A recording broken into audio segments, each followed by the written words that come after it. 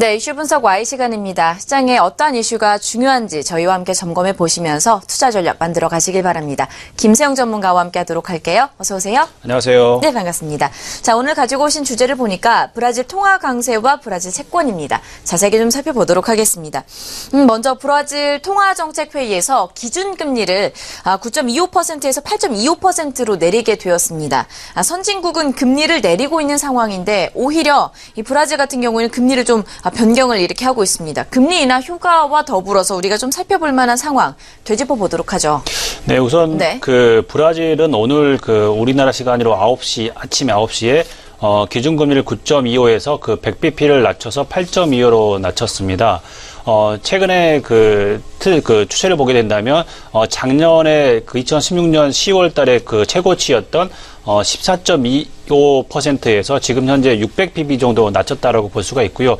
브라질 같은 경우는 그 최근에 그 정치적인 불확실성 그리고 인플레이션 그리고 그 경제 지표 이런 것들이 안 좋게 되면서 금리를 급격하게 올렸었는데 최근에 이제 이런 정치적 불확실성이 어느 정도 해소되고 있다. 작년에 가장 컸던 정치적 불확실성은 그 대통령이 탄핵된 이야기였고요. 그리고 올해 같은 경우는 올해 5월 18일 같은 경우 보게 되면 테메르 대통령이 스캔들이 나왔는데요. 스캔들 내용을 보게 된다면 JBS 육관공 업체가 있는데 이 업체가 쿠냐 전 하원 의장의 흔히 말하는 흔히 말하는 관련된 진술을 안 해주겠다라고 하게 되면서 그 금품을 주겠다고 테메르 대통령하고 이야기한 내용의 녹취 파일이 있다라고 하게 되면서 그 스캔들이 터졌습니다. 이때 헤아라 가치 같은 경우 보면 당일 그 5월 18일 같은 경우 보면 8% 정도 폭락할 정도로 굉장히 크게 시장에 충격을 줬다라고 볼 수가 있고요. 그렇게 되면서 검찰에 기소를 했고 녹취 파일은 이제 검찰 가지고 흔히 말 조사를 하게 되면서 정치적 불확실성이 커졌습니다.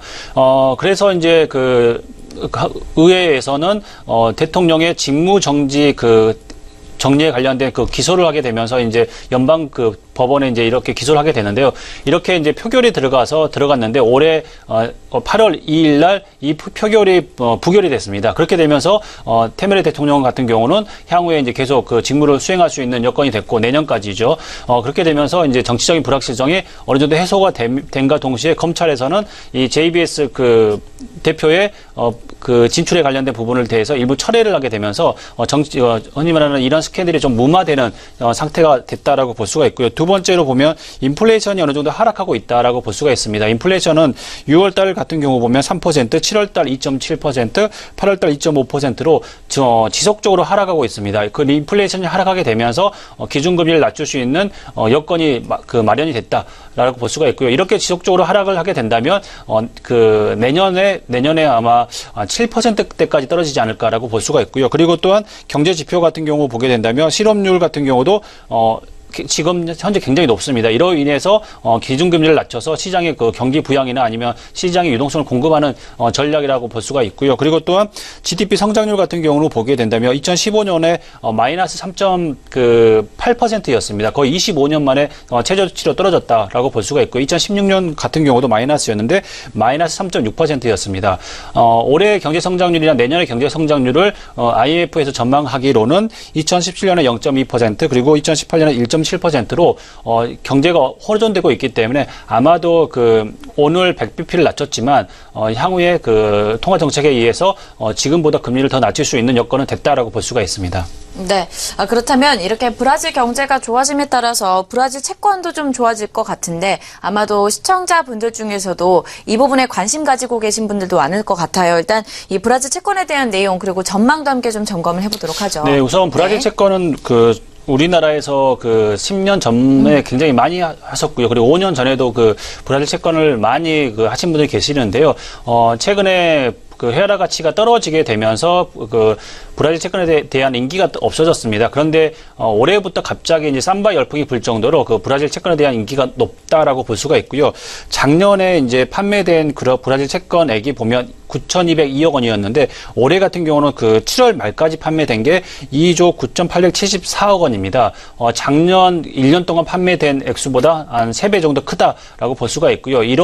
그리고 브라질 채권 같은 경우 올해 수익률 같은 경우 보게 된다면 된다면 15%입니다. 환율에 관련된 부분도 있고요. 그리고 또 이자 수익이 10%가 넘기 때문에 이 부분으로 인해서 굉장히 많이 팔렸다.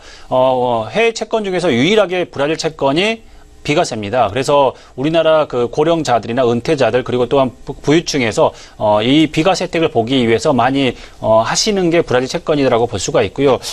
브라질 채권 같은 경우는 최근에 보면 그 헤아라 가치가 보면 올해 들어서부터 해서 꾸준히 하락하는 모습들이 보였습니다. 이 차트에서 보게 된다면 5월 18일 날 이날 급등을 했는데 이건 왜냐면 아까 말씀드렸다시피 5월 18일 날 있었던 테메르 대통령의 스캔들이 터지게 되면서 급등했던 모습 보이고요. 그리고 작년 그 10월 달부터 꾸준히 이렇게 헤아라 가치가 오르고 있는 겁니다. 이게 오르고 있기 때문에 제가 생각할 때는 이 오르는 부분이 향후에도 지금보다는 5에서 10% 정도 헤아라 가치가 오를 수 있는 부분이 있기 때문에 1달러당 그 3.1 헤아리기 때문에 아마도 이건 지금보다 더 떨어질 수 있다라고 볼 수가 있어서 과거 2014년이나 13년 정도 보게 된다면 1달러당 이 헤아할 때까지 떨어졌기 때문에 아직까지도 떨어질 수 있는 이 가치가 오르는 거죠. 헤아라 가치가 오를 수 있는 거리가 있다라고 볼 수가 있고요.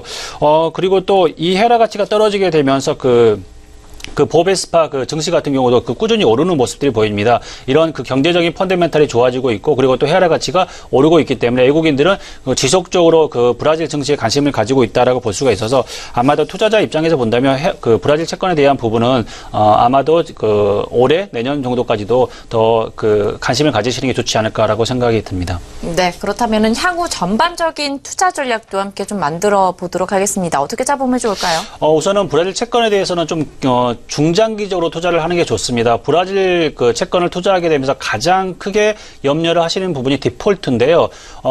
브라질 같은 경우는 정기적으로 IMF의 도움을 받았습니다. 1932년 그리고 82년 그리고 2002년 3번 정도의 도움을 받았었는데 우리가 간과하는 부분이 뭐냐면 헤아라로 표시되는 브라질 채권에 대해서는 디폴트가 한 번도 된 적이 없다는 겁니다. 그렇기 때문에 아마도 디폴트가 나라에서 선언을 하더라도 헤아라 표시 채권에 대해서는 이렇게 다 받을 수 있습니다. 그러니까 원금까지는 받을 수 있다라고 보시면 될 거. 원금까지는 아니더라도 이제 받을 수 있다라고 판단하시면 될 것 같고요.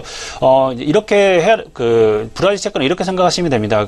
채권 수익률이 10%입니다. 만약에 10%씩 만약에 10년 정도 투자를 하게 된다면 이자만으로도 원금이 됩니다. 그리고 원금이 떨어졌다 올라갔다 상관이 없이 만약에 생각한다면 아마도 10년 정도 이상의 투자하고 비과세 혜택을 받고 그렇게 된다면 10년 이상 투자하면 원금 보장은 된다라고 생각을 하셔서 좀 중장기적으로 접근을 하신다면 제가 볼 때는 세금 혜택도 있고 그리고 수익률도 괜찮기 때문에 긴 안목으로 투자하시는 게 좋고요.